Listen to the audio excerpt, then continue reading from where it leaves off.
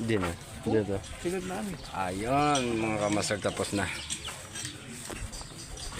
Ilalak na lang natin. Tapos mangyayari ka. Yan, yan, yan. Ayan o. Goods na goods. Yan. Ito ang area mga kamaster. Tako Squatter, lang angog ka dyan. Kumuli ko. Tumitom. Bawo ka na. Ayan.